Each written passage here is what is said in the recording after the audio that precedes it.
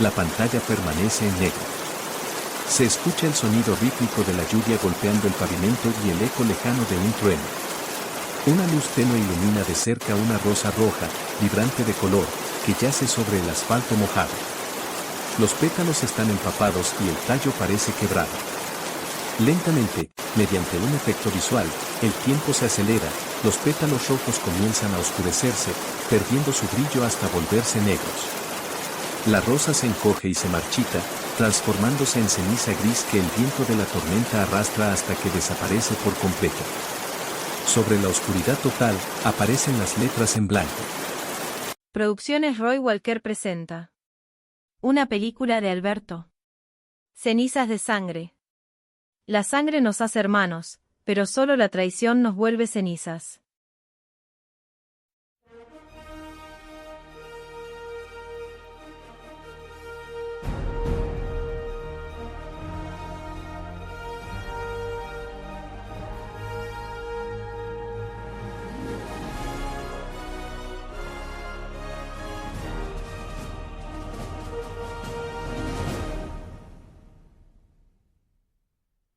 Dicen que el amor es ciego, pero nadie te advierte que la traición tiene un oído absoluto. Esa noche el aire en la ciudad era pesado, denso, como si el cielo mismo estuviera saturado de una humedad que presagiaba una tormenta inminente. Eric caminaba hacia su casa con paso ligero, sosteniendo un ramo de flores frescas cuyo aroma dulce contrastaba con el olor a asfalto mojado. Llevaba una sonrisa dibujada en el rostro, una de esas que nacen de la convicción de tenerlo todo, un hogar, una estabilidad y una mujer, Sofía, que representaba su refugio inquebrantable ante el mundo. No podía sospechar que tras la puerta de su propio santuario, el amor que él consideraba sagrado se había podrido hasta convertirse en un sucio secreto. Al entrar, el silencio en el recibidor lo recibió con una frialdad gélida. Sus pies ignoraron la advertencia del instinto mientras avanzaba por el pasillo en sombras. El ramo de flores se resbaló de sus dedos, cayendo al suelo sin hacer ruido, justo en el momento en que la voz de Sofía se filtró desde la sala. No era la voz que él conocía, era un susurro cargado de una complicidad lasciva, una risa contenida que cortaba el aire como una cuchilla afilada. Él no tiene la menor idea, decía ella al teléfono, y cada palabra era un clavo ardiendo en el pecho de Eric. Es tan predecible, tan condenadamente bueno que me asfixia. Cree que con sus detalles cursis y su calma eterna me tiene ganada, pero la verdad es que me aburre hasta el cansancio. Mañana, en cuanto me diga que tiene que trabajar tarde, nos vemos en el lugar de siempre. No aguanto un segundo más fingiendo que lo amo, me da asco tener que besarlo. Eric dio un paso hacia el umbral de la sala y sus ojos se clavaron en ella.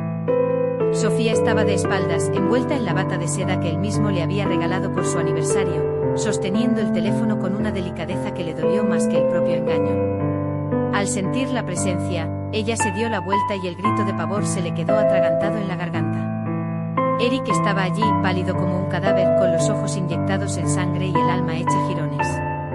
¿Qué es lo que no aguantas fingir?, rugió Eric, con una voz que nació desde lo más profundo de su ser y que hizo vibrar las paredes de la habitación. Sofía retrocedió, tropezando con el borde del sofá, con el rostro desencajado por el miedo, pero la culpa no tardó en transformarse en un desafío arrogante.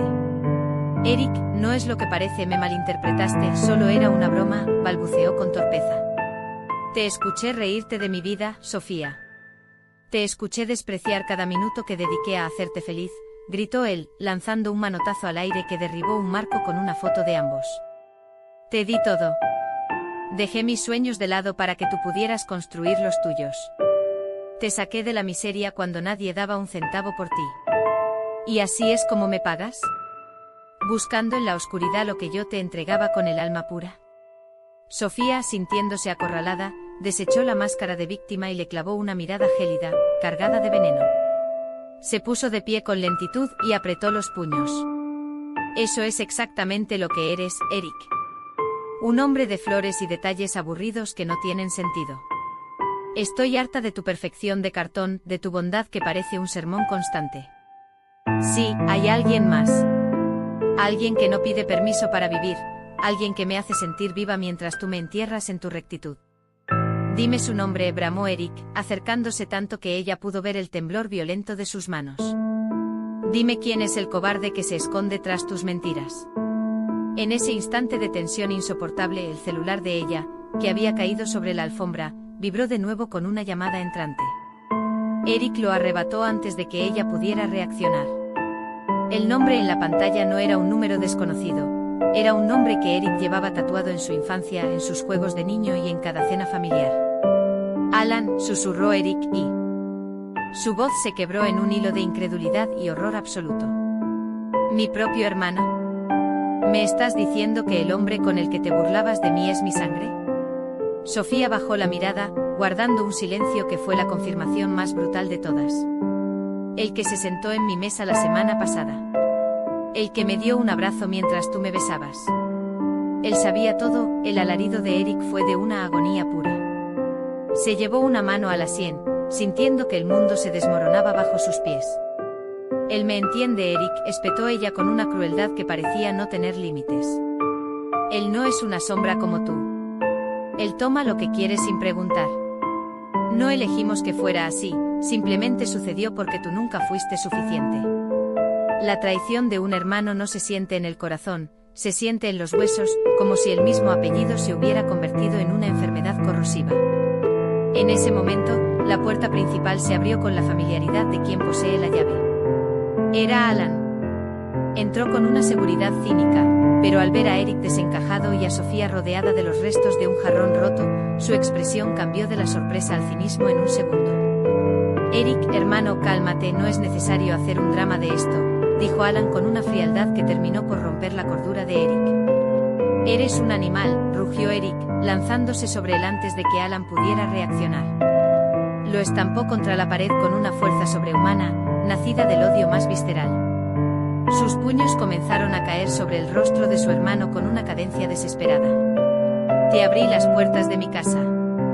Te ayudé cuando estabas en el suelo y nadie te miraba. Eras mi sangre. Alan, con el labio partido y la mirada turbia, logró empujarlo y soltó una carcajada amarga. Siempre el mártir. El hermano perfecto.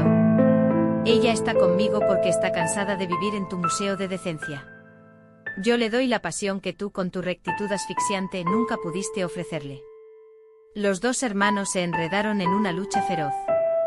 Rodaron por el suelo, derribando muebles y aplastando las flores que Eric había traído minutos antes. Eran años de resentimientos ocultos, de envidias de hermano menor y de una lealtad hecha añicos que ahora se resolvía a golpes entre la sangre y el sudor. Sofía gritaba desde un rincón, pero sus gritos no eran de auxilio, sino de horror ante la destrucción del mundo que ella misma había provocado. Finalmente Eric logró levantarse y, con un empujón cargado de desprecio, lanzó a Alan hacia el umbral. Fuera, sentenció Eric con una voz que ya no parecía humana. Lárguense los dos de mi vista. Váyanse con su miseria a otra parte. Si vuelvo a ver sus rostros, no responderé de mis actos. Para mí, Alan, hoy has muerto, y tú, Sofía, para mí nunca exististe. Cerró la puerta de un golpe seco, dejando a la pareja bajo la lluvia persistente. Se derrumbó contra la madera, escuchando el silencio ensordecedor de una casa que ahora estaba vacía de mentiras, pero saturada de un dolor que se transformaba lentamente en algo mucho más oscuro, una sed de justicia que ninguna ley humana podría saciar. Eric se quedó en la penumbra durante horas, viendo sus nudillos rotos. Ya no lloraba. La bondad se había evaporado, dejando en su lugar un mecanismo de relojería mortal. Durante los días siguientes, Eric se convirtió en una sombra. Mientras Alan y Sofía se refugiaban en la vieja cabaña familiar en las montañas, creyendo que el tiempo calmaría las aguas, Eric bajaba al sótano de su casa. Allí, bajo una luz mortecina, comenzó a planear la ejecución de su venganza. No buscaba un arranque de ira espontáneo, buscaba la perfección de un final absoluto. Estudió sus horarios, cortó los cables de sus cuentas y vigiló cada movimiento desde la espesura del bosque que rodeaba la cabaña. El plan no era solo matarlos, era borrarlos del mapa. En la tercera noche de vigilancia, cuando la paranoia empezaba a consumir a la pareja dentro de la cabaña, Eric decidió actuar. Bajo el manto de una oscuridad sin luna, cortó el suministro eléctrico y la línea telefónica.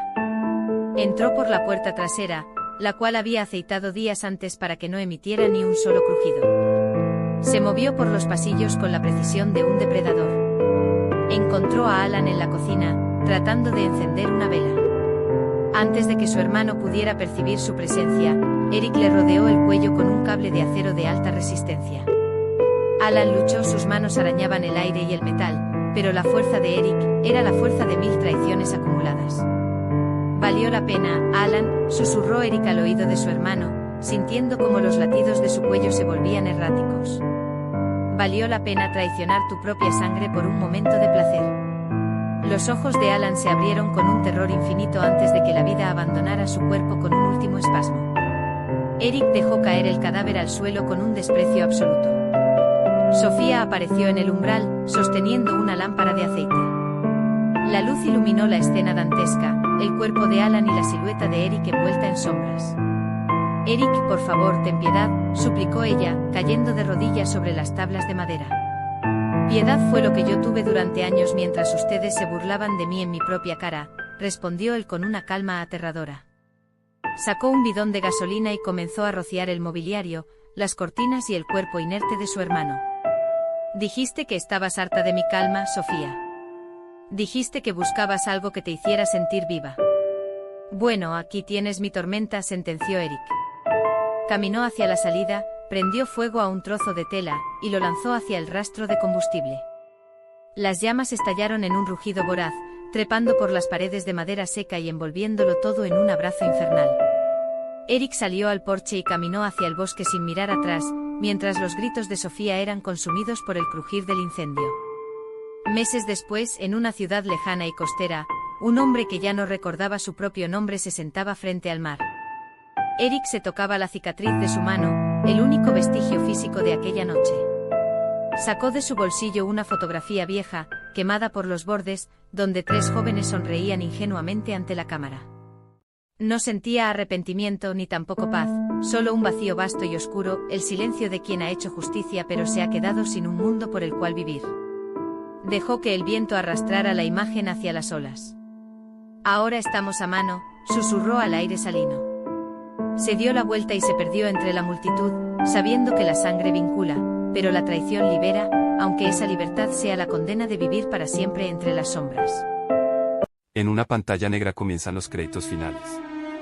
Producciones Roy Walker presenta una película dirigida por Alberto, reparto principal Víctor Collins como Eric, Elena Varela como Sofía, Marco Rivera como Alan, equipo técnico, dirección de fotografía, Julián de la Vega, diseño de producción, Sara Montes, música original, Adrián Valles, montaje y edición, Alberto, guión original. Alberto, producido por Roy Walker. Cenizas de sangre, una producción de Producciones Roy Walker, copyright 2026.